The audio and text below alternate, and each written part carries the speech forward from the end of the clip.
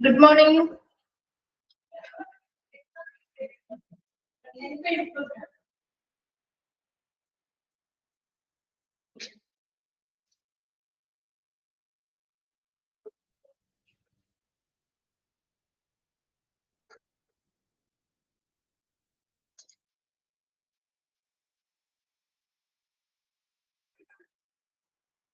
Okay, വളരെ കുറച്ച് പേരുള്ളല്ലോ. ഇന്ന് സാറ്റർഡേ ആയതുകൊണ്ടാണോ?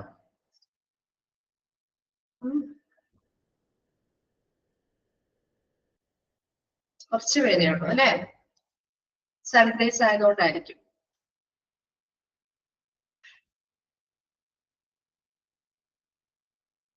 ഓക്കെ. അപ്പോ നമ്മുടെ കഴിഞ്ഞ ക്ലാസ്സില് എവിടെ വരെ എടുത്ത് നിർത്തിയിരുന്നു? എവിടെയാ? Grievance machinery under industrial dispute act വരെ എടുത്തത്. അത് പറഞ്ഞല്ലേ നിർത്തിയത്? നമ്മളത് കംപ്ലീറ്റ് ആക്കിയില്ലല്ലോ. കംപ്ലീറ്റ് ആയോ?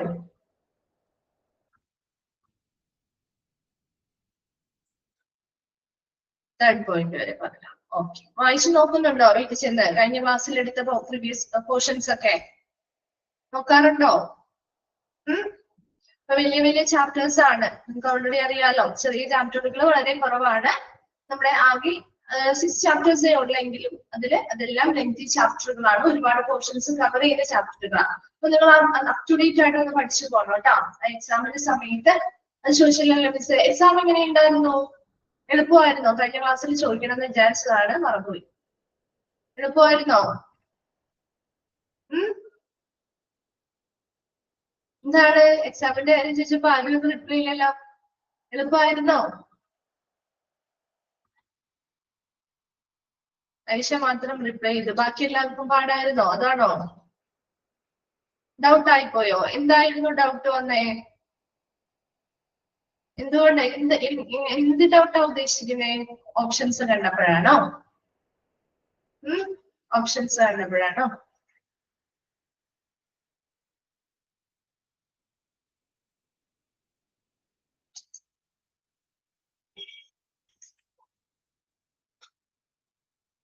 എന്താണ്? റിപ്ലൈ ചെയ്യുക, നല്ല മിസ്സിന് മനസ്സിലാവുള്ളൂ നിങ്ങൾക്ക് എന്താണ് ബുദ്ധിമുട്ടുണ്ടായത്. എങ്ങനെയാ?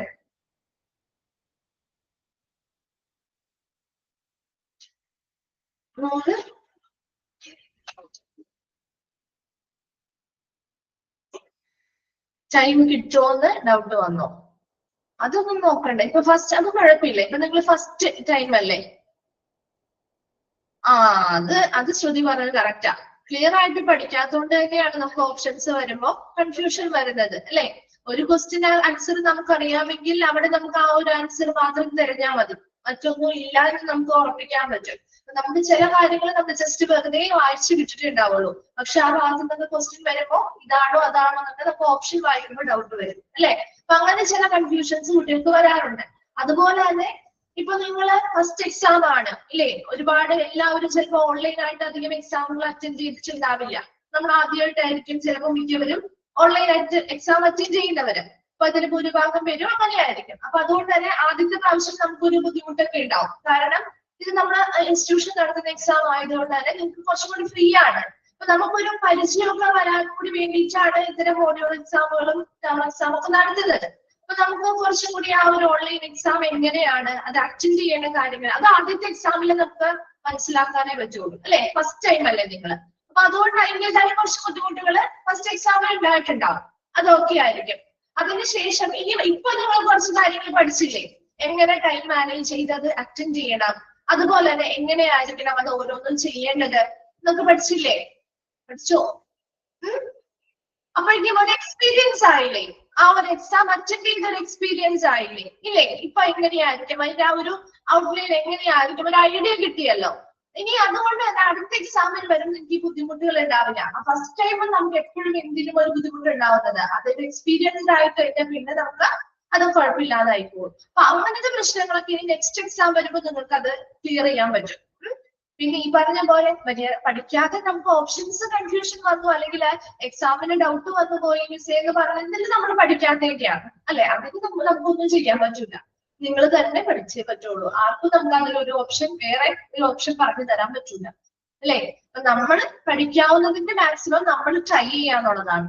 അതിന് വേണ്ടിയിട്ട് നിങ്ങൾ ഒരുപാട് ബുദ്ധിമുട്ടുള്ള ക്വസ്റ്റ്യൻസ് ഒന്നും ഉണ്ടായില്ല എന്ന് തോന്നുന്നു അല്ലെ? നിങ്ങൾ പഠിപ്പിച്ച ഇമ്പോർട്ടന്റ് ഭാഗങ്ങൾ എഴുതുന്ന ക്വസ്റ്റ്യൻസ് അല്ലേ വന്നിരുന്നത് അല്ലെ? അല്ലാതെ ഒരുപാട് ഉള്ളിൽ നിന്ന് ഇങ്ങനെ ഭയങ്കരമായിട്ട് എടുത്തൊന്നും അങ്ങനെ ചോദിച്ചിട്ടില്ലല്ലോ. അത്യാവശ്യം നിങ്ങൾക്ക് പഠിക്കുന്ന ഇമ്പോർട്ടന്റ് ഭാഗങ്ങൾ പറഞ്ഞിട്ടുള്ള ഭാഗത്ത് നിന്ന് തന്നെ കവർ ചെയ്തൊക്കെയാണ് ക്വസ്റ്റ്യൻസ് വന്നിരിക്കുന്നത് അല്ലേ?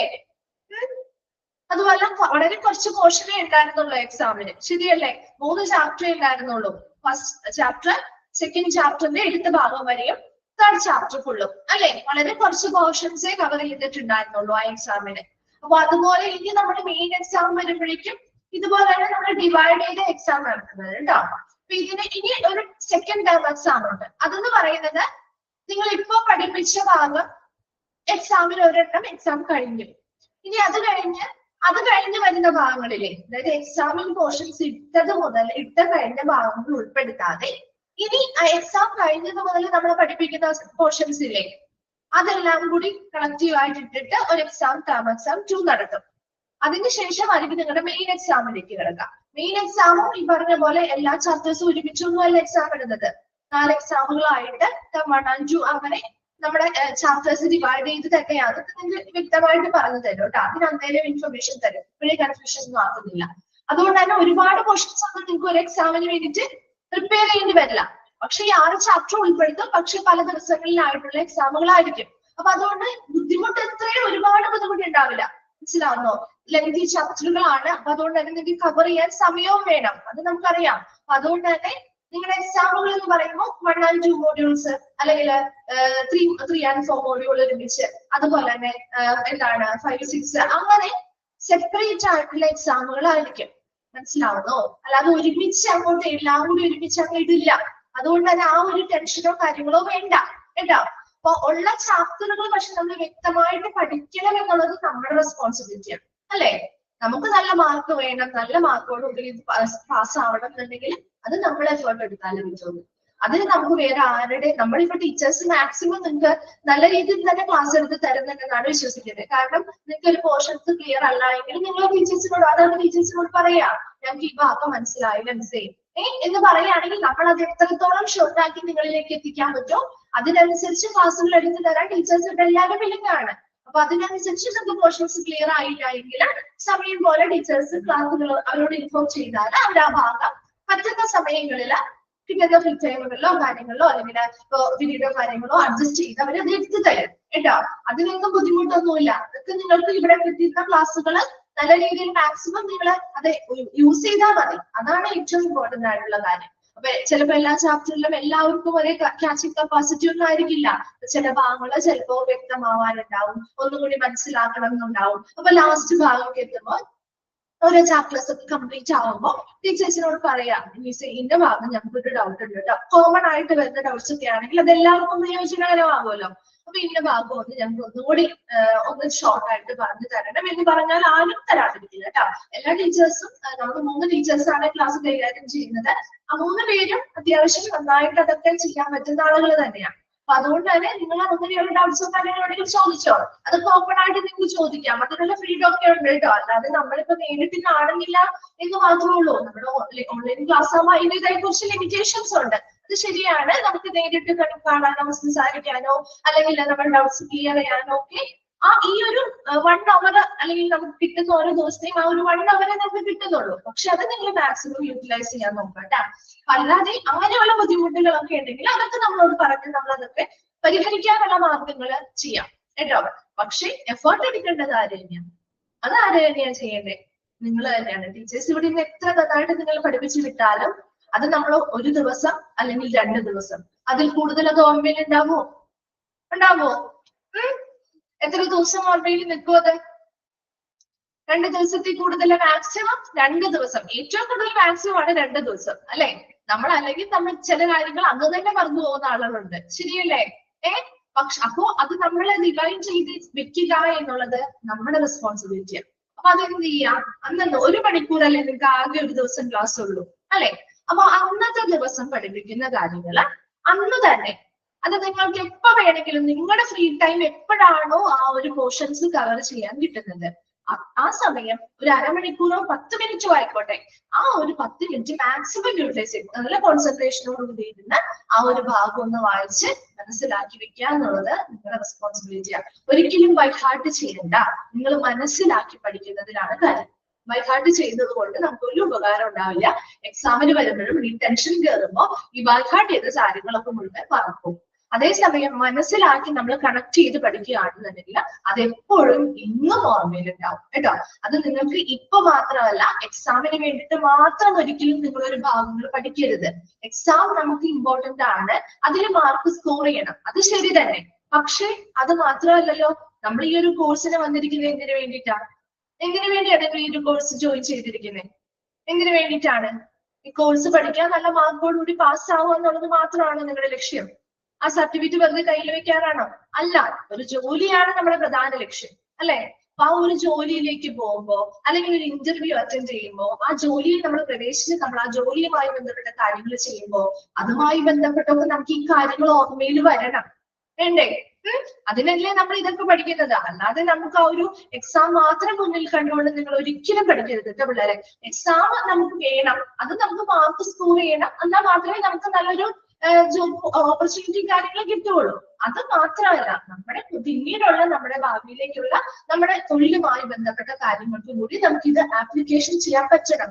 പ്രാക്ടിക്കബിൾ ആയിട്ട് നമുക്ക് ഇത് അപ്ലൈ ചെയ്യാൻ പറ്റുന്ന രീതിയിൽ നിങ്ങൾ അതൊന്ന് പഠിച്ചു വെക്കണം കേട്ടോ. അതെപ്പോഴും മനസ്സിലാക്കി പഠിച്ചാലേ അതിന്റെ ഒരു ഗുണം ഉണ്ടാവുള്ളൂ. അല്ലാതെ നമ്മൾ വെറുതെ ബൈഹാർട്ട് ചെയ്യുന്നത് കൊണ്ട് കാര്യമില്ല.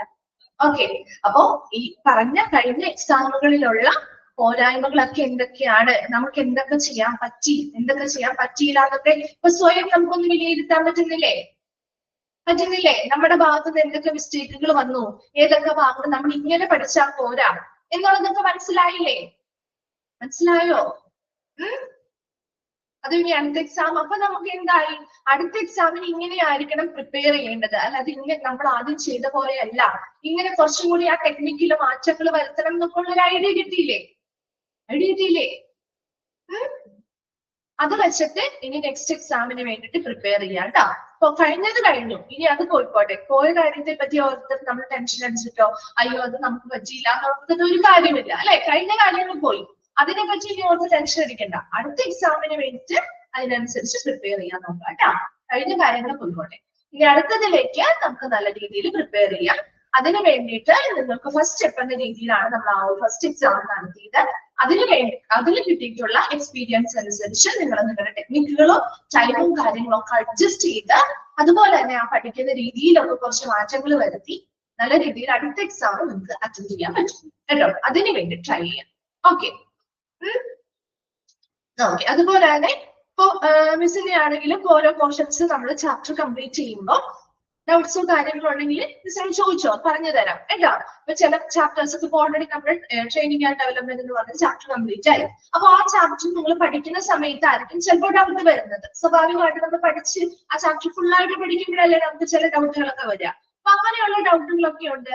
നിങ്ങൾ സ്വന്തമായിട്ട് നോക്കിയിട്ട് മാറുന്നില്ല, മനസ്സിലാവുന്നില്ല, ക്ലാസ് കണ്ടിട്ട് മനസ്സിലാവുന്നില്ല എങ്കിൽ ചോദിച്ചോ. അത് നമുക്ക് സമയം അനുസരിച്ച് എന്തെങ്കിലും ക്ലാസ്സുകളുടെ ഒക്കെ സമയം അഡ്ജസ്റ്റ് ചെയ്തിട്ട് നമുക്ക് പറഞ്ഞു തരാം കേട്ടോ. അതിനൊന്നും ബുദ്ധിമുട്ടൊന്നുമില്ല കേട്ടോ. നിങ്ങളത് ക്ലിയർ ചെയ്ത് നിങ്ങൾ വ്യക്തമായിട്ട് മനസ്സിലാക്കി പോവുക എന്നുള്ളതാണ് നമ്മുടെ ഇഷ്ടം. അത് തന്നെയാണ്, അതിനുവേണ്ടിയാണ് നമ്മൾ പ്രയത്നിക്കുന്നത്. അപ്പൊ അതിനനുസരിച്ച് നമ്മളെ സപ്പോർട്ട് ചെയ്യാൻ തയ്യാറാണ്. നിങ്ങളും കൂടി കുറച്ച് എഫേർട്ട് എടുക്കാറുള്ളത്. ഓക്കെ, അപ്പൊ നമ്മൾ കഴിഞ്ഞ ക്ലാസ്സില് grievance machinery under industrial dispute act 1947 എന്ന് പറയുന്ന ആ ഭാഗമാണ് പഠിച്ചിരുന്നത്. ഒരു മൂന്ന് പോയിന്റ്സ് നമ്മൾ എടുത്തു അല്ലെ? 3 പോയിന്റ്സ് എടുത്തില്ലേ? എടുത്തോ? അപ്പൊ അതില് എന്തൊക്കെ കാര്യങ്ങളാണ് പറഞ്ഞത്? ഗ്രീവിയൻസ് എന്താണ് ഇൻഡസ്ട്രിയൽ ഡിസ്പ്യൂട്ട് ആക്ടിലെ 1947 പറയുന്ന ഗ്രീവിയൻസ് മെഷീനറിയുമായി ബന്ധപ്പെട്ട കാര്യങ്ങളാണ് നമ്മൾ പറഞ്ഞുകൊണ്ടിരുന്നത്. അത് സെക്ഷൻ 9C കേട്ടോ പറയുന്നത്. ആ സെക്ഷൻ ഏതാണെന്ന് ഓർത്ത് വെച്ചേക്കണേ. ഈ industrial dispute act 1947 section 9C grievance management മെഷീനറിയുമായി ബന്ധപ്പെട്ട കാര്യങ്ങൾ പറയുന്നത്. ആ സെക്ഷൻ 9C പറയുന്ന കാര്യങ്ങളിൽ ഒന്നാമത് നമ്മൾ എന്താ പറഞ്ഞത്? എന്താണ് ഫസ്റ്റ് പോയിന്റ് പറഞ്ഞേ? എന്താ ഫസ്റ്റ് പോയിന്റ് പറഞ്ഞത്? എന്തായിരുന്നു ഫസ്റ്റ് പോയിന്റ് എന്താ പറഞ്ഞത്? ഓർക്കുന്നുണ്ടോ നോക്കട്ടെ. എന്താ ഫസ്റ്റ് പോയിന്റ് പറഞ്ഞത്? മറന്നോ? മറന്നുപോയോ? 2 ദിവസമായി മിസ്സേ, അതുകൊണ്ട് മറന്നുപോയി എന്നാണോ? പറ. ഫസ്റ്റ് പോയിന്റ് എന്താ നമ്മൾ പറഞ്ഞേ? ഒരു ഗ്രീവിയൻസ് റിഡ്രസൽ കമ്മിറ്റി എങ്ങനെ ഉണ്ടായിരിക്കണം, അല്ലെങ്കിൽ അതിന്റെ കുറച്ച് കണ്ടീഷൻസ് പറഞ്ഞില്ലേ? പറഞ്ഞോ? എത്ര എംപ്ലോയീസ് വേണം എന്നാ പറഞ്ഞത്? എത്ര എംപ്ലോയീസ് വേണം എന്നാ പറഞ്ഞേ? ഒന്ന് എനർജറ്റിക് ആയിട്ടിരുന്നേ. രാവിലെ ഫസ്റ്റ് പീരീഡ് അല്ലേ, ഫുഡൊന്നും കഴിച്ചില്ലേ? ചായ ഒന്നും കുടിക്കാണ്ടാണോ ക്ലാസ്സിൽ കയറുന്നേ? ഫുഡൊക്കെ കഴിച്ച് ഒന്ന് ഫ്രീ ആയിട്ടൊക്കെ ഇരിക്കാട്ടോ.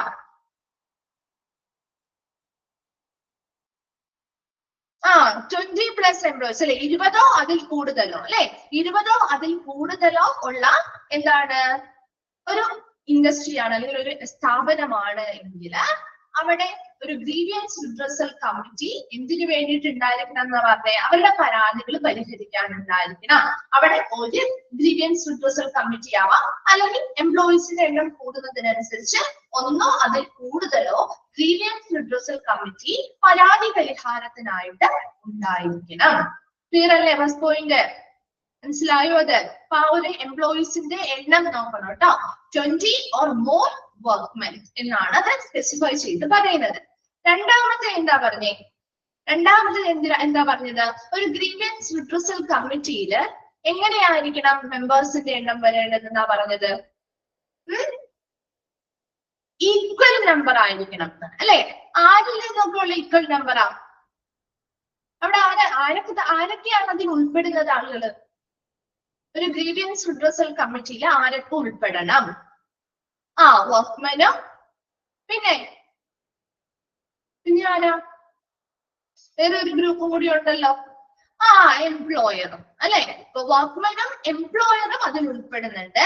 അവരിൽ നിന്നുള്ള ഈക്വൽ നമ്പർ ഓഫ് ആളുകൾ ആയിരിക്കണം അല്ലെ? ഈക്വൽ നമ്പർ ഓഫ് മെമ്പേഴ്സ് കൂടിയാണ് ഒരു ഗ്രീവിയൻസ് റിഡ്രസൽ കമ്മിറ്റി രൂപീകരിക്കേണ്ടത്. ഇനി തേർഡ് വൺ എന്താ പറഞ്ഞത്? ഇതിലെ ചെയർപേഴ്സൺ എന്ന് പറയുന്നത് ആരായിരിക്കണം, അല്ലെങ്കിൽ അത് എങ്ങനെ സെലക്ട് ചെയ്യണ്ടേ? നമ്മള് എങ്ങനെയാ സെലക്ട് ചെയ്യണ്ടേ ചെയർപേഴ്സണെ? എങ്ങനെ സെലക്ട് ചെയ്യണം എന്നാ പറഞ്ഞത്? ഓൾട്ടർനേറ്റീവ്ലി ഒരു റൊട്ടേഷൻ ബേസിസിൽ അല്ലെ? ഇപ്പൊ ഒരു പ്രാവശ്യം വർക്ക്മാനിൽ നിന്നുള്ള ഒരു വ്യക്തിയാണ് ചെയർപേഴ്സൺ ആക്കിയിട്ടുള്ളതെങ്കിൽ അടുത്ത പ്രാവശ്യം റൊട്ടേറ്റ് ചെയ്ത് എംപ്ലോയറിൽ നിന്നുള്ള വ്യക്തിയാണ് ഓരോ വർഷവും എന്ത് ചെയ്യേണ്ടത്?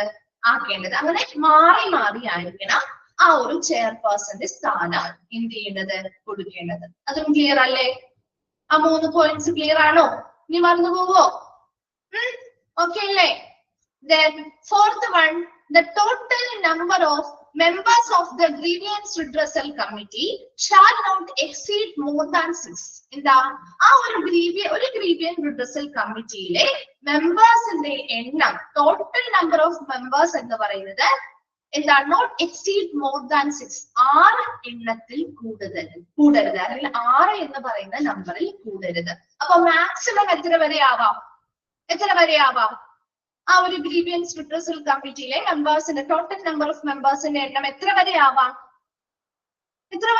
അപ്പോ എത്ര നമ്പേഴ്സ് ആണ് ചോദിക്കാനുള്ള ക്വസ്റ്റ്യൻ ആണ് കേട്ടോ. എത്ര നമ്പേഴ്സ് ആവാം? 6. അതിൽ കൂടരുതെന്നാ പറയുന്നത്. മനസ്സിലായോ? മാക്സിമം 6, അതിൽ കൂടരുത്. അപ്പോ ഇവിടെ 6 എന്ന് പറയുമ്പോ 3 എണ്ണം ആരിൽ നിന്നായിരിക്കണം? അങ്ങനെയൊന്ന് കറക്റ്റ് ചെയ്ത് പഠിക്കാം. 3 എണ്ണം വർക്ക്മെനിൽ നിന്നും, 3 ആളുകള് ആരിൽ നിന്നാവാം? എംപ്ലോയറിൽ നിന്നും ആവാം. മനസ്സിലായോ? ഈക്വൽ നമ്പർ ഓഫ് ആളുകളായിരിക്കണം എന്നല്ലേ പഠിച്ചേ? ഒരു 6 പേരുണ്ടെങ്കിൽ അതിൽ നിന്ന് 3 വർക്ക്മെനും 3 എംപ്ലോയറിൽ നിന്നുള്ള ആളുകളുമായിരിക്കണം. ഇനി രണ്ടാമത്തെ വേറൊരു ഇമ്പോർട്ടന്റ് ആയിട്ടുള്ള കാര്യം പറയുന്നത്, it is provided that there shall be as far as practicable 1 woman member if the grievance redressal committee has 2 members, and in case the number of members are more than 2, the number of women members may be increased proportionately. ഇനി ഇവിടെ സാധ്യമാണെങ്കിൽ, അതായത് അത് പ്രത്യേകമായിട്ട് അത് പറയുന്നുണ്ട്. കാരണം എല്ലാ ഇൻഡസ്ട്രിയിലും അല്ലെങ്കിൽ എല്ലാ സ്ഥാപനത്തിലും സ്ത്രീകൾ വർക്ക് ചെയ്യുന്ന സ്ത്രീകളുടെ എണ്ണം എന്ന് പറയുന്നത് ചിലപ്പോൾ ഒരുപോലെ ആവില്ല അല്ലെ? ചില മെൻസ് മാത്രം വർക്ക് ചെയ്യുന്ന സ്ഥാപനങ്ങൾ ഉണ്ടാവാം. അല്ല എങ്കിൽ സ്ത്രീകളും പുരുഷന്മാരും ഉണ്ടെങ്കിൽ പോലും സ്ത്രീകളുടെ എണ്ണം വളരെ കുറവുമാവാം. അപ്പോ അതുകൊണ്ട് തന്നെ സാധ്യമാണെങ്കിൽ വുമൺസിനെയും കൂടി ഈ ഒരു കമ്മിറ്റിയിൽ ഉൾപ്പെടുത്തണം എന്നാ പറഞ്ഞു. Okay, as far as practicable, one woman member if the grievance redressal committee has 2 members. അതായത് ഒരു ഗ്രീവിയൻസ് റിഡ്രസൽ കമ്മിറ്റിയില് 2 ആളുകളാണ്, 2 മെമ്പേഴ്സ് ഉള്ളെങ്കിൽ സാധ്യമാണെങ്കിൽ അതിൽ ഒരാൾ ആരായിരിക്കണം എന്നാ പറഞ്ഞത്? അതിൽ ഒരാൾ ആരായിരിക്കണം എന്നാ പറഞ്ഞേ? ഒരു വുമൺ ആയിരിക്കണം. മനസ്സിലായോ? അത് എല്ലാ സ്ഥാപനങ്ങളിലും നമുക്ക് ചിലപ്പോൾ പ്രാക്ടിക്കബിൾ ആക്കാൻ പറ്റില്ല. കാരണം എന്താ? അവിടെ വുമൺസിന്റെ എണ്ണം കുറവാണെങ്കിൽ അല്ലെങ്കിൽ ചിലപ്പോൾ ഇല്ലാത്ത സ്ഥാപനങ്ങളും ഉണ്ടാവാം. അപ്പൊ അതുകൊണ്ട് സാധ്യമാണെങ്കിൽ, പ്രാക്ടിക്കബിൾ ആണെങ്കിൽ 2 മെമ്പേഴ്സ് ഉള്ളൂ ഒരു ഗ്രീവിയൻസ് കമ്മിറ്റിയിൽ. എക്സാമ്പിൾ പറയുന്നതാണ് കേട്ടോ. 2 മെമ്പേഴ്സ് ഉണ്ടെങ്കിൽ അതിൽ ഒരെണ്ണം വുമൺ ആക്കാൻ ശ്രമിക്കുക. അതുപോലെ തന്നെ മെമ്പേഴ്സിന്റെ എണ്ണം കൂടുന്നതിനനുസരിച്ച് അതിനാനുപാതികമായിട്ട് സ്ത്രീകളുടെ എണ്ണം അതില് ഉൾപ്പെടുത്താൻ ശ്രമിക്കുക. ക്ലിയർ ആയോ? മനസ്സിലായോ അത്? അപ്പൊ ടോട്ടൽ നമ്പർ ഓഫ് മെമ്പേഴ്സ് ഒരു ഗ്രീവിയൻസ് റിഡ്രസൽ കമ്മിറ്റിയില് 6ൽ കൂടരുത്. അത് നോക്കണം കേട്ടോ. ചോദിക്കാനുള്ള ക്വസ്റ്റ്യൻ ആണ് 6 എന്നുള്ളത് എപ്പോഴും ഓർമ്മയുണ്ടാവണം. ഇനി അതിൽ സാധ്യമാണ് എങ്കിൽ അതിൽ വുമൺസിന്റെ എണ്ണം ഉൾപ്പെടുത്താൻ ശ്രമിക്കുക. 2 മെമ്പേഴ്സ് ആണെങ്കിൽ അത് ഒരെണ്ണം വുമൺ ആക്കാൻ ശ്രമിക്കുക. അതുപോലെ തന്നെ മെമ്പേഴ്സിന്റെ എണ്ണം കൂടുന്നതിനനുസരിച്ച് അതിനാനുപാതികമായിട്ട് സ്ത്രീകളുടെ എണ്ണം അതിൽ ഉൾപ്പെടുത്താൻ ശ്രമിക്കുക. ക്ലിയർ ആണോ? 4th പോയിന്റ് ക്ലിയർ അല്ലേ? ഓക്കെ അല്ലേ? Then 5th one, notwithstanding anything contained in this section, the setting up of grievance redressal committee shall not affect the right of the workmen to raise industrial dispute on the same matter under the provisions of this act.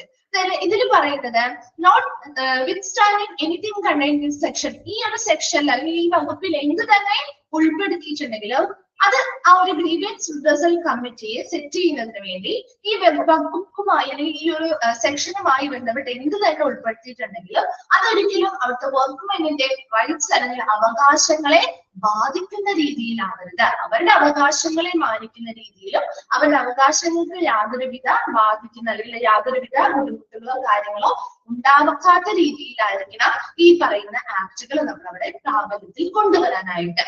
അതുപോലെ തന്നെ അടുത്തതും പറയുന്നത് the grievance redressal committee may complete its proceedings within 30 days on receipt of a written application by or on behalf of the aggrieved party. ഇത് ചോദിക്കാറുണ്ട്. Important ആയിട്ടുള്ള ഭാഗങ്ങൾ പറയുമ്പോൾ ഒന്ന് നോട്ട് ചെയ്ത് വെക്കണം കേട്ടോ.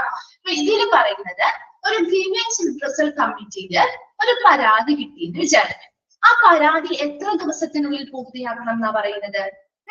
ആ ഒരു പരാതിക്കാരൻ, അത് അഗ്രീവ്ഡ് പാർട്ടി എന്ന് പറഞ്ഞാൽ ആ പരാതി തന്നിരിക്കുന്ന ആ ഒരു വ്യക്തി ഒരു റിട്ടൺ ആയിട്ടുള്ള ആപ്ലിക്കേഷൻ, ഒരു രേഖാമൂലമുള്ളൊരു അപേക്ഷ ഈ ഒരു ഈ ഒരു ഗ്രീവിയൻസ് റിഡ്രസൽ കമ്മിറ്റിക്ക് കിട്ടിയെന്ന് വിചാരിക്കാം. അപ്പൊ അവിടെ നിന്ന് നമുക്ക് ആ ഒരു പരാതി കൊടുത്തതിനുള്ള റെസിപ്റ്റ് കിട്ടും. ആ ഒരു റെസിപ്റ്റ് കിട്ടിയത് മുതൽ 30 ദിവസത്തിനുള്ളിൽ, എത്ര ദിവസത്തിനുള്ളിലാണ് ഇതുമായി ബന്ധപ്പെട്ട നടപടിക്രമങ്ങൾ പൂർത്തിയാക്കേണ്ടത്? എത്ര ദിവസമാണ്? 30 days കേട്ടോ. ഒരു പരാതി രേഖാമൂലം ഈ ഒരു കമ്മിറ്റിയിലേക്ക് കിട്ടിയിട്ടുണ്ടെങ്കിൽ അവർ എത്ര ദിവസത്തിനുള്ളിൽ അതുമായി ബന്ധപ്പെട്ട നടപടിക്രമം പൂർത്തിയാക്കണം എന്നാ പറയുന്നത്? എത്ര ദിവസത്തിനുള്ളിലാ? ചോദിക്കാറുള്ള ക്വസ്റ്റ്യൻ ആണ്. എത്ര ഡേയ്സ് ആണ്? എത്ര ദിവസത്തിനുള്ളിൽ അതുമായി ബന്ധപ്പെട്ട പ്രൊസീഡിങ്സ് പൂർത്തിയാക്കണം? കമ്മിറ്റിയാണ് കേട്ടോ പൂർത്തിയാക്കേണ്ടത്. എത്ര ദിവസമാണ്? എന്താണ് റിപ്ലൈ ചെയ്യാൻ വൈകുന്നേ? മനസ്സിലാവുന്നില്ലേ? 30 days കേട്ടോ, 30 ദിവസത്തിനുള്ളിൽ. അത് ചോദിക്കാറുള്ള ക്വസ്റ്റ്യൻ ആയതുകൊണ്ട് പിന്നെ റിപ്പീറ്റ് ചെയ്ത് പറയുന്നത് 30 ദിവസത്തിനുള്ളിൽ അതുമായി ബന്ധപ്പെട്ട ഈ കമ്മിറ്റി പ്രൊസീഡിങ്സ് കംപ്ലീറ്റ് ചെയ്തിരിക്കണം. Then the workman who is aggrieved of the decision of the grievance redressal committee may prefer an appeal to the employer against the decision of grievance redressal committee, and the employer shall within 1 month from the date of receipt of such appeal dispose of the same and send a copy of his decision to the workman concerned. ഇനി എന്താണ് ഈ ഒരു grievance redressal committee നൽകുന്ന പരിഹാരം? അവരെടുത്ത തീരുമാനങ്ങള് ചിലപ്പോ ആ വർക്ക്മെന് അതുമായിട്ട് ചിലപ്പോ എഗ്രി ചെയ്ത് പോവാൻ പറ്റുന്നില്ല, അല്ലെങ്കിൽ ആ ഒരു തീരുമാനം ഇവർക്ക് തൃപ്തികരമല്ല എന്ന് വിചാരിച്ചു. നമ്മളൊരു പരാതി ഈ ഒരു ഗ്രീവിയൻസ് റിഡ്രസൽ കമ്മിറ്റിക്ക് കൊടുത്തു. അവരൊരു തീരുമാനം അതിന് നമുക്ക് 1 മാസത്തിനുള്ളിൽ തരുമോ? ആ ഒരു പരാതിക്കുള്ള ഒരു തീരുമാനം അല്ലെങ്കിൽ ഒരു പരിഹാരം അവർ തരില്ലേ? ഒരു മാസത്തിനുള്ളിൽ തരും. ആ കിട്ടിയ പരിഹാരം നമുക്ക് തൃപ്തികരമല്ല എന്ന് വിചാരിക്കാം. ആ കമ്മിറ്റി തന്ന ആ ഒരു അഗ്രീവ്ഡ് ആയിട്ടുള്ള ആ ഒരു ഡിസിഷൻ, ആ കമ്മിറ്റിയുടെ തീരുമാനം നമുക്ക് തൃപ്തികരമല്ല. അങ്ങനെയാണെങ്കിൽ നമുക്ക് എന്ത് ചെയ്യാൻ പറ്റും? അപ്പീല് കൊടുക്കാം. ആർക്ക് അപ്പീല് കൊടുക്കാം? എംപ്ലോയർക്ക്, നമുക്ക് തൊഴിലുടമയ്ക്ക് നമുക്ക് അപ്പീല് കൊടുക്കാവുന്നതാണ്. ആ പരാതിക്കാരന് ഒരു അപ്പീല് കൊടുക്കാം against the decision of the grievance redressal committee. ഈ ഗ്രീവൻസ് റിഡ്രസൽ കമ്മിറ്റിയുടെ തീരുമാനത്തിനെതിരായിട്ട് എംപ്ലോയർക്ക് ഈ അഗ്രീവ്ഡ് പാർട്ടി അല്ലെങ്കിൽ ഈ പരാതിയുള്ള പാർട്ടിക്ക് എന്ത് കൊടുക്കാൻ പറ്റും? ഒരു അപ്പീല് നൽകാൻ പറ്റും. ആർക്കാ അപ്പീല് കൊടുക്കുന്നത്? എംപ്ലോയർക്ക്, നമ്മുടെ തൊഴിലുടമയ്ക്കാണ് കൊടുക്കുന്നത് ഈ കമ്മിറ്റിയുടെ തീരുമാനത്തിനെതിരായിട്ട്. മനസ്സിലായോ? ഇനി ഇതിപ്പോ പിന്നെയും ആരുടെ കയ്യിലെത്തി? എംപ്ലോയറുടെ കയ്യിലാണ് ഇപ്പൊ പിന്നെയും ഈ അപ്പീല് വന്നിരിക്കുന്നത്, അല്ലെ? ഈ അപ്പീൽ ഇപ്പൊ എംപ്ലോയറുടെ കയ്യിലല്ലേ ഇരിക്കുന്നത്. എംപ്ലോയറും ഇതേപോലെ തന്നെ within 1 month from the date of receipt of such appeal, ആ ഒരു അപ്പീല് കിട്ടിയ ദിവസം മുതൽ 1 മാസത്തിനുള്ളിൽ ഇനി എംപ്ലോയറും ഇതുമായി ബന്ധപ്പെട്ട കാര്യങ്ങൾ ഒന്നുകൂടി പരിശോധിച്ച് ഇതുമായി ബന്ധപ്പെട്ട തീരുമാനങ്ങള് ഉടനെ എന്ത് ചെയ്യുക? തീർപ്പാക്കുകയും ഇനി ഈ എംപ്ലോയറിന്റെ ഇതിനെ കുറിച്ചുള്ള തീരുമാനം ആ ബന്ധപ്പെട്ട വർക്ക്മാന് അതിന്റെ കോപ്പി നൽകുകയും ചെയ്യണം. മനസ്സിലായോ? ഇപ്പൊ എന്താ 7th പോയിന്റ് പറഞ്ഞത്? ഈ workman who is aggrieved of this decision of the grievance redressal committee may prefer an appeal to the employer against the decision of grievance redressal committee, and the employer shall within 1 month from the date of receipt of such appeal dispose of the same and send a copy of his decision to the workman concerned. എന്താ പറയുന്നേ? അപ്പൊ നമ്മുടെ ഈ ഒരു aggrieved ആയിട്ടുള്ള party അല്ലെങ്കിൽ നമ്മൾ പരാതി കൊടുത്ത ആ ഒരു തൊഴിലാളിക്ക് ഈ പറയുന്ന ആ ഒരു ഗ്രീവിയൻസ് റിഡ്രസൽ കമ്മിറ്റി നൽകിയ ആ ഒരു തീരുമാനത്തിൽ സംതൃപ്തനല്ല, അല്ലെങ്കിൽ അത് അവർക്ക് സാറ്റിസ്ഫൈഡ് അല്ല എങ്കിൽ അവർക്ക് ആ ഒരു കമ്മിറ്റിയുടെ തീരുമാനത്തിനെതിരെ എംപ്ലോയർക്ക് ഒരു അപ്പീൽ നൽകാം, നമ്മുടെ തൊഴിലുടമയ്ക്ക് ഒരു അപ്പീൽ നൽകാം. ഇനി ഇങ്ങനെ ഒരു അപ്പീല് തൊഴിലുടമയ്ക്ക് കിട്ടിയിട്ടുണ്ടെങ്കിൽ ആ കിട്ടിയ ദിവസം മുതൽ 30 ദിവസത്തിനുള്ളിൽ തൊഴിലുടമ അല്ലെങ്കിൽ എംപ്ലോയർ ഇതുമായി ബന്ധപ്പെട്ട കാര്യങ്ങൾ ഒന്നുകൂടി പരിശോധിക്കുകയും ഈ തീരുമാനങ്ങൾ ഒന്നുകൂടി വ്യക്തമായിട്ട് നോക്കുകയും അതിനുശേഷം ആ 1 മാസത്തിനുള്ളിൽ തന്നെ ഇതുമായി ബന്ധപ്പെട്ട വർക്ക്മാനോട് ഇതിനെ പറ്റിയുള്ള കാര്യങ്ങൾ തീരുമാനിക്കുകയും അത് തീർപ്പാക്കാനുള്ള തീരുമാനം എന്താണ്, എംപ്ലോയറുടെ തീരുമാനം എന്താണെന്നുള്ളത് കൃത്യമായിട്ട് ആ ബന്ധപ്പെട്ട വർക്ക്മാനോട് എന്ത് ചെയ്യുക? അതിന്റെ കോപ്പി സെൻഡ് ചെയ്ത് കൊടുക്കുകയും ചെയ്യണം. ക്ലിയർ ആണോ? 7th പോയിന്റ് മനസ്സിലായോ?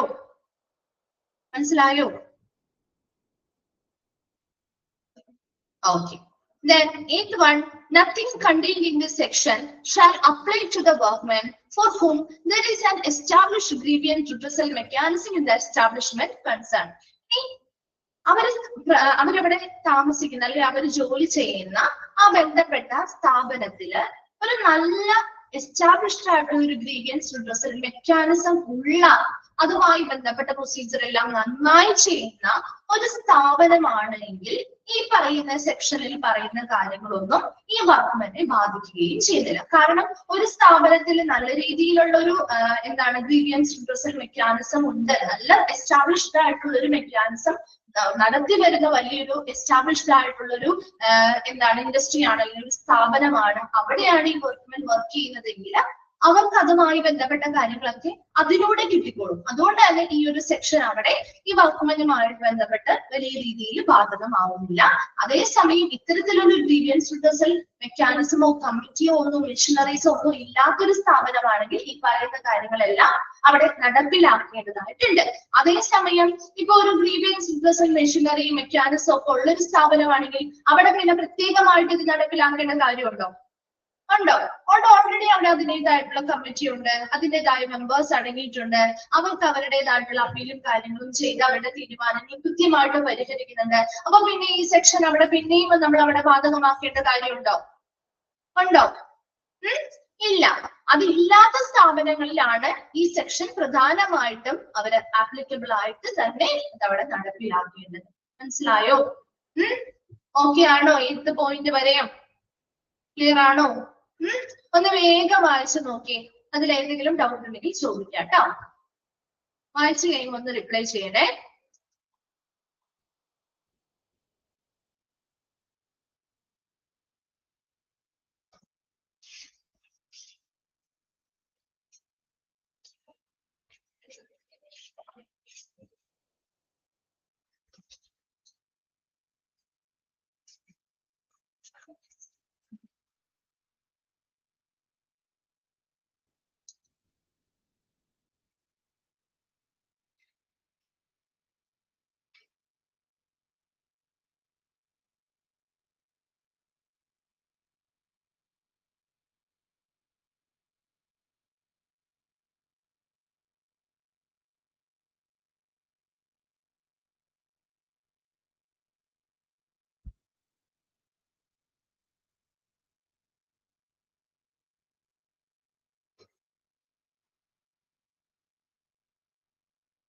Fifth point. ഫിഫ്ത്ത് പോയിന്റിൽ പറയുന്നത് notwithstanding anything contained in this section the setting up of grievance redressal committee shall not affect the right of the workmen to raise industrial dispute on the same matter under the provisions of this act. അതായത് ഇവിടെ പറയുന്നത് ഈ വകുപ്പില് അതായത് ഈ സെക്ഷനില് എന്ത് തന്നെ പറഞ്ഞിട്ടുണ്ടെങ്കിലും അതൊരിക്കലും ആ എംപ്ലോയർ അല്ലെങ്കിൽ അവിടുത്തെ ആ ഒരു എംപ്ലോയിയുടെ അല്ലെങ്കിൽ ആ വർക്ക്മെന്റിന്റെ റൈറ്റ്, അതായത് ഈ ഒരു ഇൻഡസ്ട്രിയൽ ഡിസ്പ്യൂട്ട് അത്തരത്തിലുള്ള ഒരു എന്താണ് ഒരു പരിഹാരം അല്ലെങ്കിൽ അത്തരത്തിലുള്ള ഒരു തർക്കമോ കാര്യങ്ങളെ പറ്റിയോ അവർക്ക് ഒരു കംപ്ലൈന്റ് കൊടുക്കണമെങ്കിലോ അവരുടെ അവകാശങ്ങളോ കാര്യങ്ങളോ ഒന്നും ബാധിക്കരുതെന്ന്, അവരുടെ റൈറ്റ്സിനെ ഈ പറയുന്ന എന്ത് നമ്മൾ അവിടെ ആപ്ലിക്കബിൾ ആക്കാൻ പോയാലും അവരുടെ അവകാശങ്ങളെ ബാധിക്കുന്ന രീതിയിലാവരുത്. അപ്പൊ അവരുടെ അവകാശങ്ങളെ പ്രൊട്ടക്ട് ചെയ്യുന്ന അല്ലെങ്കിൽ അവരുടെ അവകാശങ്ങളെ റൈറ്റ്സിനെ ബാധിക്കാത്ത രീതിയിലായിരുന്ന ഈ പറയുന്ന ഈ സെക്ഷനിൽ പറയുന്ന എന്തൊരു കാര്യവും അവിടെ സ്ഥാപിക്കാനായിട്ട് അതാ ഉദ്ദേശിക്കുന്നത്. അങ്ങനെ ഒരു ഗ്രീവൻസ് റിഡ്രസൽ കമ്മിറ്റി സെറ്റ് ചെയ്യുമ്പോൾ ഒരിക്കലും അത് അവിടുത്തെ വർക്ക്മെന്റിന്റെ റൈറ്റ്സിനെ ബാധിക്കുന്ന രീതിയിലാവരുത്, അത്രമാത്രം.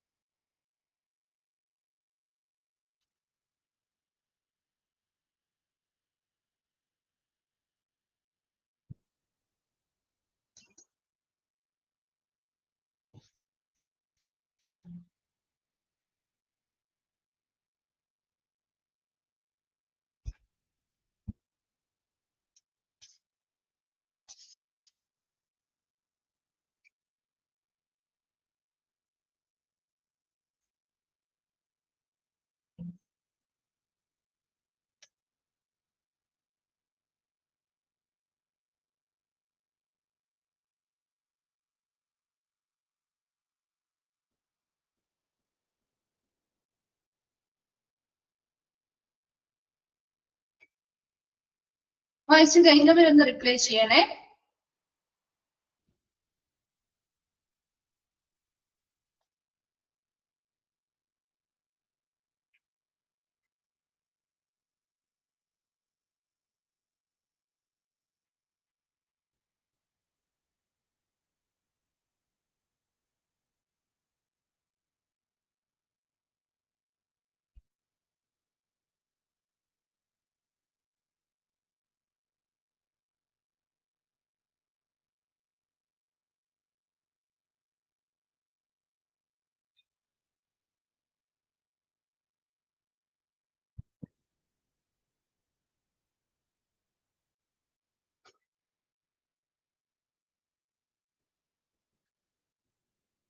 ഓക്കെ ആണോ?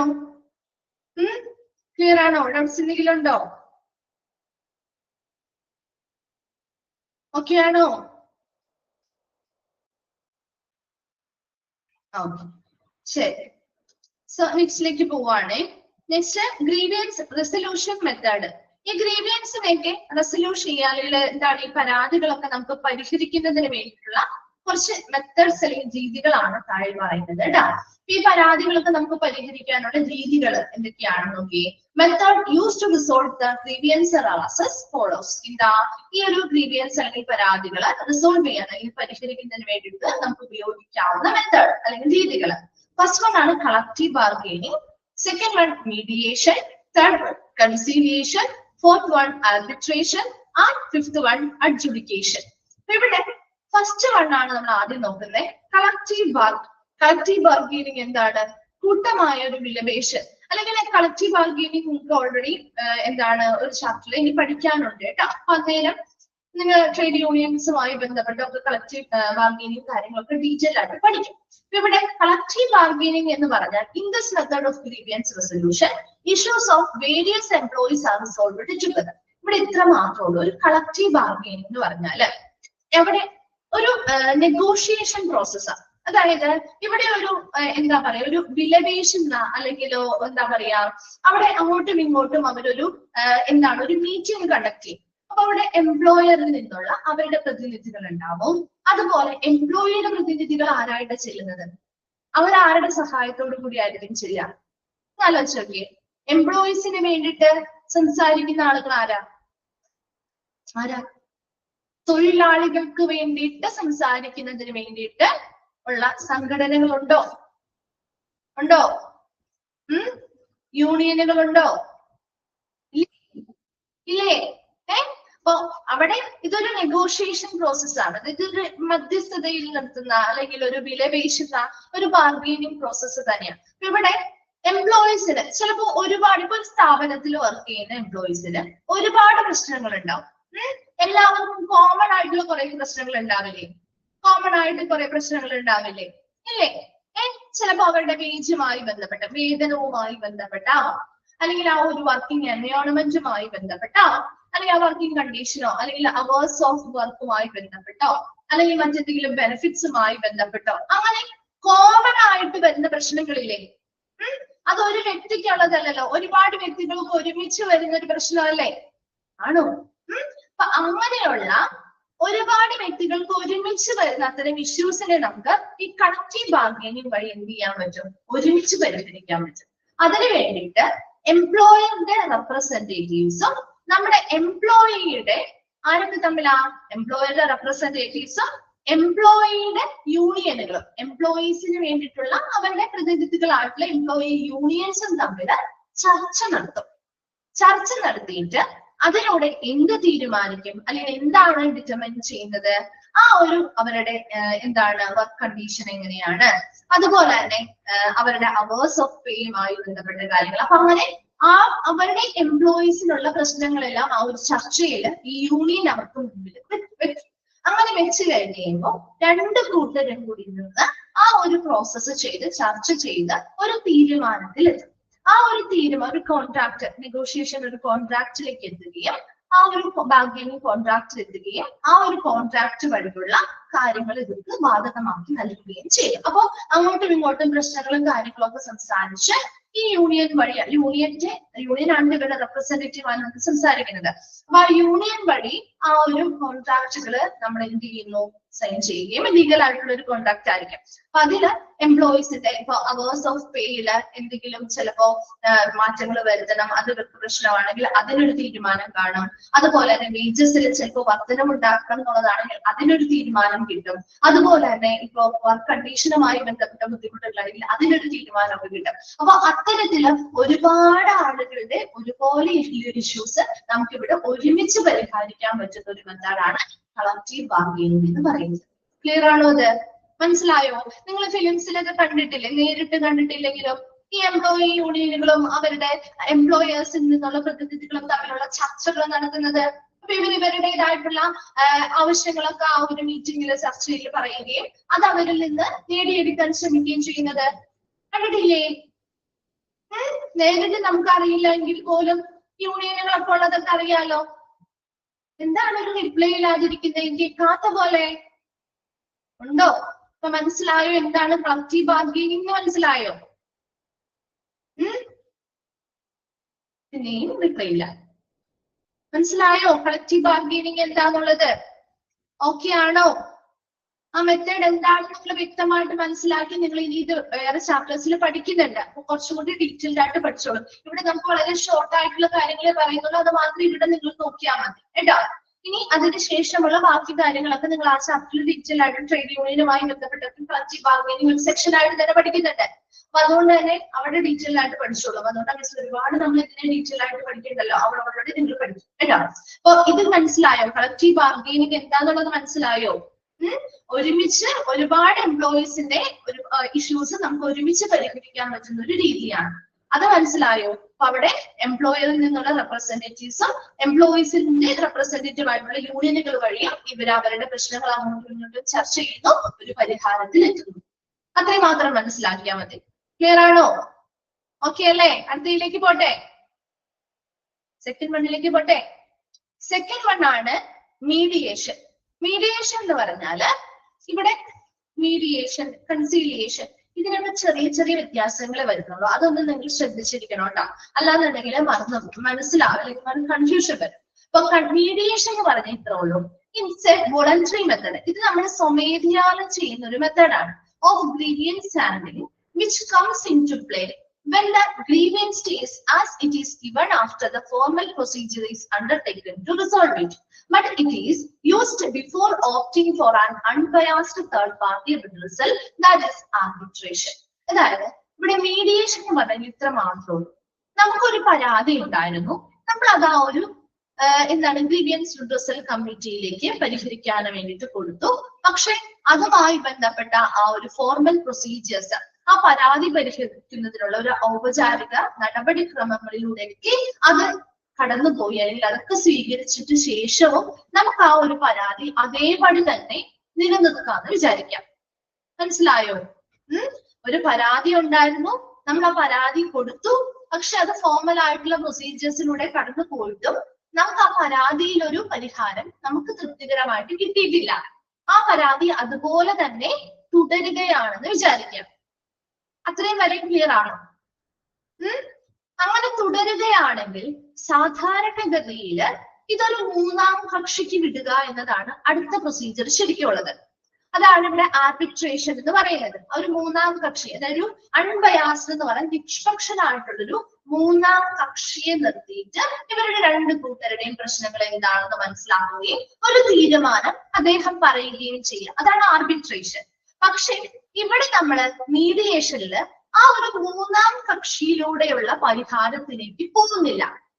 അതിന് പകരം എന്ത് ചെയ്യുന്നു? ഇവര് തമ്മില് സ്വമേധയാ മുന്നിട്ടിറങ്ങി ആ പരാതി പരിഹരിക്കാൻ ശ്രമിക്കുന്നതിനെയാണ് മീഡിയേഷൻ എന്ന് പറയുന്നത്. വല്ലതും ഐഡിയ കിട്ടിയോ? മനസ്സിലായോ? അപ്പൊ പരാതി ഉണ്ടാവുമല്ലോ, സ്വാഭാവികമായിട്ട് പരാതികൾ ഒരു സ്ഥാപനത്തിൽ വരും. അപ്പൊ പരാതി വന്നു, നമ്മളത് ഗ്രീവിയൻസ് റിഡ്രസൽ കമ്മിറ്റിക്ക് കൊടുത്തു. അവരിൽ നിന്ന് കിട്ടിയ ആ ഒരു പരാതി പരിഹാര സംവിധാനത്തിലൂടെ ഇത് ഔപചാരിക ഒരു ഫോർമൽ ആയിട്ടുള്ള പ്രൊസീജിയറിലൂടെ ഇത് കടന്നു പോയിട്ടുണ്ട്. പക്ഷേ നമുക്ക് ആ പരാതിക്ക് വ്യക്തമായിട്ടുള്ള ഒരു പരിഹാരം കിട്ടിയിട്ടില്ല. ആ പരാതി അതുപോലെ തന്നെ നമുക്ക് തുടരുകയാണ് ചെയ്യുന്നത് എങ്കിൽ, പരാതി സോൾവ് ചെയ്യുമ്പോഴാണ് അത് പരിഹരിക്കാൻ പറ്റുക. അത് പക്ഷെ അതേപടി തന്നെ തുടരുകയാണെങ്കിൽ ശരിക്കും ഉള്ള പ്രൊസീജിയർ എന്ന് പറഞ്ഞാൽ ഒരു മൂന്നാം കക്ഷി, ഒരു നിഷ്പക്ഷനായിട്ടുള്ള ഒരു മൂന്നാം കക്ഷിയെ ഉൾപ്പെടുത്തി ഇത് പരിഹരിക്കുക എന്നതാണ് സാധാരണ ചൂസ് ചെയ്യുന്ന ഓപ്ഷൻ. പക്ഷെ നമ്മൾ മീഡിയേഷനിൽ ചെയ്യുന്നതെന്ന് പറഞ്ഞാൽ ആ മൂന്നാം കക്ഷിയിലേക്ക് ഇതിനെ വിടുന്നതിന് മുൻപായിട്ട് നമ്മുടെ ആ ഒരു രണ്ട് കൂട്ടരും സ്വമേധയാ എന്ത് ചെയ്യുന്നു? വോളണ്ടറി മെത്തേഡാണ്. സ്വമേധയാ മുന്നിട്ടിറങ്ങി അവർ തമ്മിൽ അങ്ങോട്ടും ഇങ്ങോട്ടും പ്രോബ്ലംസ് സംസാരിച്ച് പരിഹരിക്കുന്ന രീതിയാണ് മീഡിയേഷൻ. ക്ലിയർ ആണോ? മീഡിയേഷൻ എന്താണെന്നുള്ളത് മനസ്സിലായോ? അതെപ്പോഴും എന്താണ്? ഒരു മൂന്നാം കക്ഷിയിലേക്ക് ഈ കേസ് പോയി കഴിഞ്ഞാൽ പിന്നെ അത് അവിടുത്തെ പരിഹാരം കാണാൻ പറ്റും. അതാണ് ആർബിട്രേഷൻ എന്ന് പറയുന്ന മെത്തേഡ്. അതേസമയം ഇവിടെ ആ ഒരു അൺബയാസ്ഡ് ആയിട്ടുള്ള തേർഡ് പാർട്ടി റിഡ്രസലിലേക്ക് വിടുന്നതിന് മുൻപ്, ആ ഒരു ഓപ്ഷൻ ചൂസ് ചെയ്യുന്നതിന് മുൻപായിട്ട് നമ്മൾ അത് സ്വമേധയാ പരിഹരിക്കുന്ന മെത്തേഡിനെയാണ് മീഡിയേഷൻ എന്ന് പറയുന്നത്. ഇപ്പൊ കളക്റ്റീവ് ബാർഗൈനിങ് പറഞ്ഞു, മീഡിയേഷൻ പറഞ്ഞു. ഇത് രണ്ടും വ്യക്തമാണെങ്കിൽ മാത്രമേ അടുത്തത് എടുക്കാൻ പറ്റുള്ളൂ. അല്ലെങ്കിൽ പിന്നെയും നിങ്ങൾക്ക് കൺഫ്യൂഷൻ വരും. ഇത് രണ്ടും ഓക്കെ ആണോ? ഇനി പറയണോ? ക്ലിയർ ആണോ? ഓക്കെ ആണെങ്കിൽ അടുത്തത് എടുക്കാം. അല്ലെങ്കിൽ മിസ് വെറുതെ പറയുന്നതായിപ്പോ നിങ്ങൾക്ക് അത് മനസ്സിലാവില്ല, അതിൽ ഡൗട്ട് വരാം. അതുകൊണ്ടാണ് ചോദിച്ചത് കേട്ടോ. ഓക്കെ, ഇനി കൺസീലിയേഷൻ ഓരോന്നും മനസ്സിലാക്കി പഠിക്കണേ. കൺസീലിയേഷൻ എന്ന് പറഞ്ഞാല് ഇതിന്റെ മലയാളം അനുരഞ്ജനം എന്നാണ്. അപ്പൊ ഇതിൽ കേട്ടിട്ടുണ്ടല്ലോ, കേട്ടിട്ടില്ലേ? അനുരഞ്ജനം എന്ന് പറയുന്ന പേര് കേട്ടിട്ടില്ലേ? കേട്ടിട്ടുണ്ടോ? ഇവിടെ according to the International Labour Organization പറയുന്നത് അവരുടെ അഭിപ്രായത്തില് conciliation is the practice by which the services of a neutral third party are used in a dispute as a means of helping the disputing parties to reduce the extent of their differences and to arrive at an amicable settlement or agreed solution. It is the process of rational and orderly discussion of differences between the parties to a dispute under the guidance of a conciliator. ഇവിടെ international Labour organisation പറയുന്നതനുസരിച്ച് conciliation എന്ന് പറഞ്ഞാൽ ഇത്ര മാത്രമുണ്ട്. എന്താണ് ഈ ഒരു രീതി? is the practice by which service of a neutral third party, അതായത് ഒരു നിഷ്പക്ഷനായിട്ടുള്ള ഒരു മൂന്നാം കക്ഷിയുടെ സേവനം ഇവിടെ ലഭ്യമാക്കുന്നുണ്ട്. And used in a dispute, ഒരു തർക്കം പരിഹരിക്കുന്നതിന് വേണ്ടിയിട്ടാണ് നമ്മൾ ആ ഒരു മൂന്നാം കക്ഷിയെ ഇവിടെ ഉപയോഗിക്കുന്നത്. as a means of helping the disputing party, ആ തർക്കങ്ങളിൽ ഉൾപ്പെട്ടിട്ടുള്ള ആ തർക്കം നടത്തുന്ന പാർട്ടികൾ ഉണ്ടല്ലോ, ആ രണ്ട് കൂട്ടരെയും സഹായിക്കുന്നതിന് വേണ്ടിയിട്ടാണ്.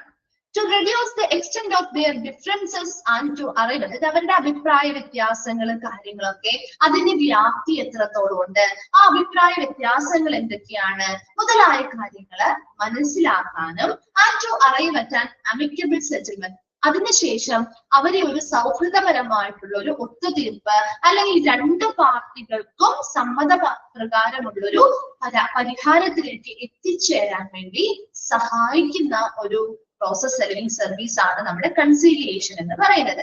It is A process of rational and orderly discussion, ഒരു യുക്തിപരമായിട്ടുള്ള ഒരു ചിട്ടയായിട്ടുള്ള ഒരു ചർച്ചാ പ്രക്രിയയാണ് നമ്മളിവിടെ നടത്തുക. And the differences between the parties, രണ്ട് കൂട്ടരും തമ്മിലുള്ള അഭിപ്രായ വ്യത്യാസങ്ങളും കാര്യങ്ങളൊക്കെ അങ്ങോട്ടും ഇങ്ങോട്ടും ചർച്ച ചെയ്യുന്നു. അതിനുശേഷം under the guidance of a conciliator, ഒരു അനുരഞ്ജകൻ ഉണ്ടാവും.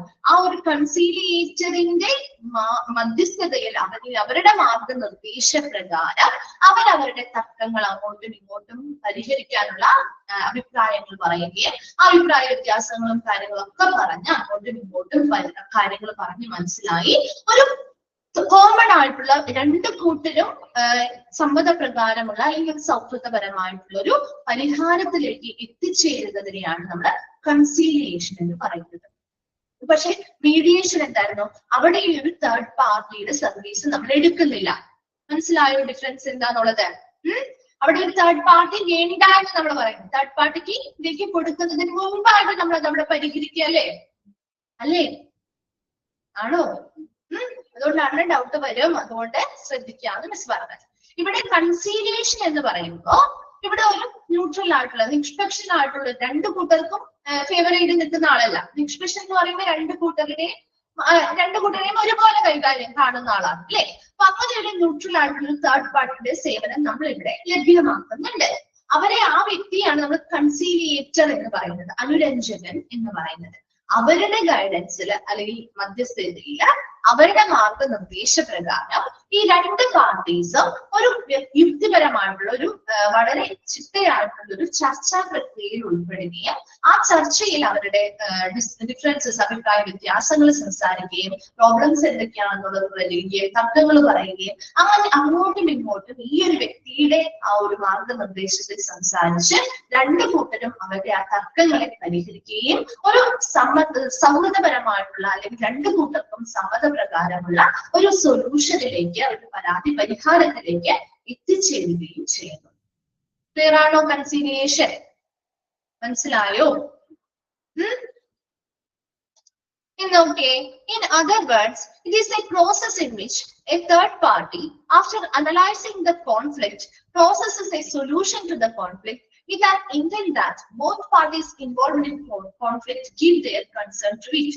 The main motive behind this method is to resolve the dispute as soon as possible in order to avoid lockout, strikes, etc., or to reduce its duration if it happens. ഇവിടെ പറയുന്നത് ഇനി അല്ലെങ്കിൽ ഇതൊരു definition പറഞ്ഞതാ, ഇതല്ല എങ്കിൽ ഈ process എന്ന് പറഞ്ഞാൽ ശരിക്കും എന്താ, ഇത്ര മാത്രമേ ഉള്ളൂ. തേർഡ് പാർട്ടി അതിൽ ഉൾപ്പെടുന്നുണ്ട്. ആ തേർഡ് പാർട്ടി രണ്ട് കൂട്ടരുടെയും സമ്മതപ്രകാരം അവരുടെ പ്രോബ്ലം എന്താണ്, അവരുടെ ഇടയിലുള്ള തർക്കങ്ങൾ എന്താണ് മുതലായ കാര്യങ്ങൾ കൃത്യമായിട്ട് പരിശോധിക്കുകയും അതിനനുസരിച്ച് വിശകലനം ചെയ്യുകയും അതിനനുസരിച്ച് ഒരു സൊല്യൂഷൻ കണ്ടെത്തി നിർദ്ദേശിക്കുകയും ചെയ്യുന്നു.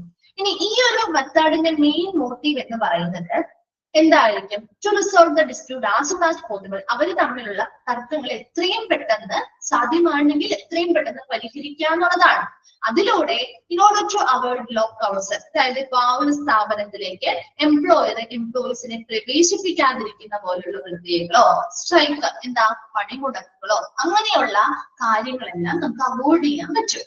അതുപോലെ തന്നെ ഇപ്പൊ ഇനി ഒരു പണിമുടക്കോ കാര്യങ്ങളോ അങ്ങനെ എന്തെങ്കിലും പ്രോബ്ലംസ് നമ്മൾ ഓൾറെഡി സ്റ്റാർട്ട് ചെയ്തിട്ടുണ്ട്, ആ സംഭവിച്ചു പോയിട്ടുണ്ടെങ്കിൽ അതിന്റെ ആ ഡ്യൂറേഷനും നമുക്ക് കുറയ്ക്കാൻ പറ്റും. അപ്പൊ പണിമുടക്കപ്പോ നിങ്ങൾ കണ്ടിട്ടില്ലേ, അവരുടെ അവകാശങ്ങൾ നേടിയെടുക്കുന്നതിന് വേണ്ടിയിട്ട് എംപ്ലോയീസ് പണിമുടക്ക് കാര്യങ്ങളൊക്കെ നടത്താറുണ്ട് അല്ലെ. അപ്പൊ അത്തരത്തിലുള്ള കാര്യങ്ങളൊക്കെ ഒരുപാട് നാൾ നീണ്ടു പോകുന്നതിനേക്കാൾ പെട്ടെന്ന് അതിന്റെ ഡ്യൂറേഷൻ കുറയ്ക്കാനും അത്തരത്തിലുള്ള കാര്യങ്ങൾ ഒഴിവാക്കാനും വേണ്ടിയിട്ട് ഇത് എത്രയും വേഗം നമുക്ക് ഈ ഒരു ഡിസ്പ്യൂട്ടിനെ റിസോൾവ് ചെയ്യാൻ പരിഹരിക്കുന്നതിന് വേണ്ടിയിട്ടുള്ള ഒരു മെത്തേഡാണ് കൺസീലിയേഷൻ എന്ന് പറയുന്നത്. ക്ലിയർ ആണോ? കൺസീലിയേഷൻ മനസ്സിലായോ? ഒന്ന് റിപ്ലൈ ചെയ്തേ. ഓക്കെ ആണോ?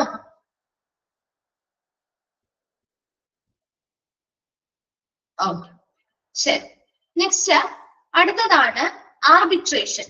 ആർബിട്രേഷൻ എന്ന് പറഞ്ഞാൽ this process of grievance handling take place with the help of an unbiased third party which study the issue and provide the parties with an impartial solution.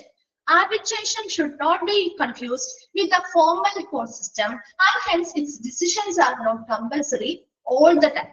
അതായത് ഇവിടെ ഇത്ര മാത്രം മനസ്സിലാക്കേണ്ടത്, ആർബിട്രേഷൻ എന്ന് പറഞ്ഞാൽ ഇവിടെയും ഒരു തേർഡ് പാർട്ടി, ഒരു അൺബയാസ്ഡ് ആയിട്ടുള്ള ഒരു നിഷ്പക്ഷനായിട്ടുള്ള ഒരു തേർഡ് പാർട്ടിയുടെ സഹായം ആവശ്യമാണ്. എന്തിനു വേണ്ടിയിട്ട്? പരാതി പരിഹരിക്കുന്നതിന് വേണ്ടി. ഈ ഒരു അൺബയാസ്ഡ് തേർഡ് പാർട്ടി, ആ മൂന്നാം കക്ഷി വ്യക്തമായിട്ട് ഈ പറയുന്ന പാർട്ടീസ് തമ്മിലുള്ള പ്രോബ്ലംസ് അല്ലെങ്കിൽ അവരുടെ ഇഷ്യൂസ് എന്താണെന്ന് പഠിക്കും. പഠിച്ചതിന് ശേഷം ഇരു കൂട്ടർക്കും ആ കാര്യങ്ങൾ പഠിച്ചതിന് ശേഷം ഒരു ഇംപാർഷ്യൽ ആയിട്ടുള്ള ഒരു സൊല്യൂഷൻ, ഒരു നിഷ്പക്ഷമായിട്ടുള്ള ഒരു പരിഹാരം നിർദ്ദേശിക്കുകയും ചെയ്യും. അതുകൊണ്ട് തന്നെ ഇവിടെ ഒരു ഫോർമൽ ആയിട്ടുള്ള നമ്മുടെ കോർട്ട് സിസ്റ്റം അല്ലെങ്കിൽ കോടതി സംവിധാനവുമായി ബന്ധപ്പെട്ട ആർബിട്രേഷൻ ഒരിക്കലും ഒരു കോടതി സംവിധാനവുമായിട്ട് കൂട്ടിക്കുഴയ്ക്കരുത്. ഇതെന്ന് പറയുന്നത് ഒരു ഔട്ട് ഓഫ് കോർട്ട് സെറ്റിൽമെന്റുകൾ നമ്മൾ ചെയ്യാറില്ലേ? കോടതിയിൽ എത്തുന്നതിന് മുൻപായിട്ട് ഔട്ട് ഓഫ് കോർട്ട് സെറ്റിൽമെന്റുകൾ ചെയ്യാറില്ലേ? ഉണ്ടോ? ഔട്ട് ഓഫ് കോർട്ടുമായി ബന്ധപ്പെട്ട് നമ്മുടെ കോടതിയിൽ എത്തുന്നതിന് മുൻപ് തർക്കങ്ങൾ പരിഹരിക്കുകയും പ്രോബ്ലംസ് പരിഹരിക്കുകയും ചെയ്യാറുണ്ടോ? അപ്പൊ അത്തരത്തിൽ നമ്മൾ അത്തരത്തിൽ പരിഹരിക്കുമ്പോൾ നമുക്കൊരു കോടതി വിധിക്ക് സമാനമായിട്ടുള്ള രീതിയിലുള്ള കാര്യങ്ങൾ തന്നെയാണെങ്കിൽ പോലും ഒരു കോടതിയിലേക്ക് കേസ് എത്തുന്നില്ല. അതിനു മുൻപായിട്ട് നമ്മൾ ആ കോടതിയിൽ വിധി പോലെയുള്ള അതുകൊണ്ട് തന്നെ ഇതൊരിക്കലും not compulsory all the time. എല്ലാ സമയങ്ങളിലും ഇത് നിർബന്ധമായിട്ടും അത് ആ സൊല്യൂഷൻ തന്നെ വേണമെന്ന് നമുക്ക് വാശി പിടിക്കാൻ പറ്റില്ല, അല്ലെങ്കിൽ കമ്പൽസറി അല്ല. ഈ തീരുമാനം എന്ന് പറയുന്നത് രണ്ട് കൂട്ടരുടെയും കാര്യങ്ങൾ മനസ്സിലാക്കി ആ അൺബയാസ്ഡ് ആയിട്ടുള്ള തേർഡ് പാർട്ടി നൽകുന്ന ഇംപാർഷ്യൽ സൊല്യൂഷൻ ആണ്. ആ സൊല്യൂഷൻ അതവിടെ ആപ്ലിക്കബിൾ ആക്കണം എന്നുള്ളതാണ്. പക്ഷെ അത് അത്ര നിർബന്ധമായിട്ട് ചെയ്യുന്നത് ചില സിറ്റുവേഷനിൽ കമ്പൽസറി അല്ല എന്നാണ്. അപ്പൊ ഇതൊരു ഔട്ട് ഓഫ് കോർട്ട് സെറ്റിൽമെന്റ് തന്നെയാണ്. അപ്പൊ ഔട്ട് ഓഫ് കോർട്ടിൽ നമ്മൾ ഈ ഡിസ്പ്യൂട്ടുകളെ എന്ത് ചെയ്യുന്നു? റിസൊല്യൂഷൻ നടത്തുന്നു അല്ലെങ്കിൽ പരിഹാരം കാണുന്നു. അതിനു വേണ്ടിയിട്ട് ഇവിടെ ഒരു തേർഡ് പാർട്ടി അവരാണ്, അവിടെ മറ്റു രണ്ട് കൂട്ടരെയും ഉൾപ്പെടുത്തുന്നില്ല. തേർഡ് പാർട്ടി ഇവരുടെ രണ്ട് കൂട്ടരുടെയും ഇഷ്യൂ എന്താണെന്ന് മനസ്സിലാക്കുകയും അതിനനുസരിച്ച് ഒരു ഇംപാർഷ്യൽ സൊല്യൂഷൻ നൽകുകയും ചെയ്യുന്നു. ഇവിടെ ഈ തീരുമാനങ്ങൾ എപ്പോഴും നിർബന്ധമായിട്ടും പാലിക്കണം എന്നുള്ളത് പറയാനായിട്ട് സാധിക്കുകയുമില്ല. ക്ലിയർ ആണോ? ആർബിട്രേഷൻ. കൺസീലിയേഷനിൽ ഒരു അനുരഞ്ജകനുണ്ട്. ആ അനുരഞ്ജകന്റെ മധ്യസ്ഥതയിലാണ് അവരാണ് തമ്മിൽ പരിഹരിക്കുന്നത്. മനസ്സിലായോ? അവിടെ പരാതി പരിഹാരങ്ങൾ ചർച്ച നടത്തുന്നതും അവരുമായി ബന്ധപ്പെട്ട കാര്യങ്ങൾ അങ്ങോട്ടും ഇങ്ങോട്ടും ചർച്ച നടത്തി ഒരു സമ്മതപ്രകാരമുള്ള ഒരു തീരുമാനത്തിലേക്ക് അല്ലെങ്കിൽ ഒരു സൗഹൃദപരമായിട്ടുള്ള തീരുമാനത്തിലേക്ക് അവർ തന്നെയാണ് എത്തുന്നത്. പക്ഷെ അത് ആരുടെ മധ്യസ്ഥതയിലാണ് മാത്രം? ആ കൺസീലിയേറ്ററിന്റെ മധ്യസ്ഥതയിലും അവരുടെ നിർദ്ദേശങ്ങൾ കൊടുക്കുന്നത്. അവര് നിർദ്ദേശങ്ങളും കാര്യങ്ങളൊക്കെ നൽകുന്നുണ്ട്. അതിന്റെ ബേസിസിൽ രണ്ട് കൂട്ടരും കൂടി ഒരു സൗഹൃദപരമായിട്ടുള്ള ഇരു കൂട്ടർക്കും സമ്മതപ്രകാരമുള്ള ഒരു ഒത്തുതീർപ്പിലേക്ക് എത്താണ്. ഇവിടെ അവരുടെ അഭിപ്രായങ്ങളൊന്നും ചോദിക്കുന്നില്ല. രണ്ട് കൂട്ടരും തമ്മിലുള്ള പ്രശ്നങ്ങൾ എന്താണെന്ന് ആ തേർഡ് പാർട്ടി പഠിക്കുകയും ഒരു ഇംപാർഷ്യൽ ആയിട്ടുള്ള സൊല്യൂഷൻ, രണ്ട് കൂട്ടർക്കും എന്താണ് നിഷ്പക്ഷമായിട്ടുള്ള ഒരു സൊല്യൂഷൻ രണ്ട് കൂട്ടർക്കും വേണ്ടിയിട്ട് ഇവര് വെക്കുകയും നിർദ്ദേശിക്കുകയും ചെയ്യും. ക്ലിയർ ആണോ? ആർബിട്രേഷൻ മനസ്സിലായോ? മനസ്സിലായോ? ഓക്കെ. ഇനി അഡ്ജുഡിക്കേഷൻ എന്ന് പറഞ്ഞാൽ ജസ്റ്റ് വെറുതെ ഒന്ന് മിസ് പറഞ്ഞുതരാം കേട്ടോ. ഇതിൽ ഒരു വ്യത്യാസവും ഇല്ല. ഇവിടെ നമ്മൾ ആർബിട്രേഷനിൽ പറയുന്ന കോടതി ഔട്ട് ഓഫ് കോർട്ട് സെറ്റിൽമെന്റ് ആണെങ്കിൽ ഇവിടെ തേർഡ് പാർട്ടി എന്ന് പറയുന്നത് ഗവൺമെന്റ് എംപ്ലോയ് ചെയ്ത ഒരു വ്യക്തിയായിരിക്കും. മനസ്സിലായി? നമ്മുടെ കോടതിക്ക് സമാനമായിട്ടുള്ള കാര്യം തന്നെ. നമ്മുടെ കോടതിയിൽ ഒരു പരാതി പരിഹാരം നടത്തണമെങ്കിൽ അവിടെ ഗവൺമെന്റിൽ നിന്നുള്ള എംപ്ലോയ് ചെയ്ത തേർഡ് പാർട്ടിയല്ലേ ഉണ്ടാവാം, അല്ലേ? അവരല്ലേ ആ തീരുമാനം എടുക്കുന്നത്, ആണോ? അത് നമ്മള് ആ തീരുമാനം നമ്മൾ പാലിക്കണ്ടേ? ആർക്കാണെങ്കിലും ബാധകവുമായിരിക്കും. ശരിയല്ലേ? അതാണ് അഡ്ജുഡിക്കേഷൻ എന്ന് പറയുന്നത്. അപ്പൊ അഡ്ജുഡിക്കേഷൻ ആ പേരിൽ നിന്ന് തന്നെ കോടതിയായിട്ട് നോക്കാലോ, അല്ലെ? ഇവിടെ ഗവൺമെന്റിൽ നിന്നുള്ള എംപ്ലോയിഡ് ആയിട്ടുള്ള തേർഡ് പാർട്ടി ആയിരിക്കും ആ മൂന്നാം കക്ഷിയായിട്ട് നിന്ന് പ്രവർത്തിക്കാം. അവര് ആ ഒരു തീരുമാനങ്ങള് കാര്യങ്ങള് വ്യക്തമായിട്ട് ചിലപ്പോ അവരോട് ചിലപ്പോ ചില കോടതി ഉത്തരവ് എങ്ങനെയാ രണ്ടു കൂട്ടരെ വിളിച്ച് ചർച്ച നടത്തിയിട്ടായിരിക്കും. ചിലപ്പോ അല്ലാതെ സ്വമേധയാ പഠനം നടത്തിയിട്ട് ഒരു തീരുമാനം പറയും. ആ തീരുമാനം ഇവര് പാലിക്കണം, അല്ലെങ്കിൽ ഇവർക്ക് ബാധകമായിരിക്കും. അതാണ് അഡ്ജുഡിക്കേഷൻ എന്ന് പറയുന്നത്. അപ്പൊ ഇവിടെ വരെ ആർബിട്രേഷൻ വരെ എന്ന് വായിച്ചിട്ട് വരാം. അഡ്ജുഡിക്കേഷൻ നെക്സ്റ്റ് ക്ലാസ്സിൽ ഒന്നുകൂടി പറഞ്ഞുതരാം കേട്ടോ. അപ്പൊ ഡൗട്ട്സോ കാര്യങ്ങളുണ്ടെങ്കിൽ അടുത്ത ക്ലാസ്സിൽ വരുമ്പോൾ ചോദിക്കാം. Okay, thank you.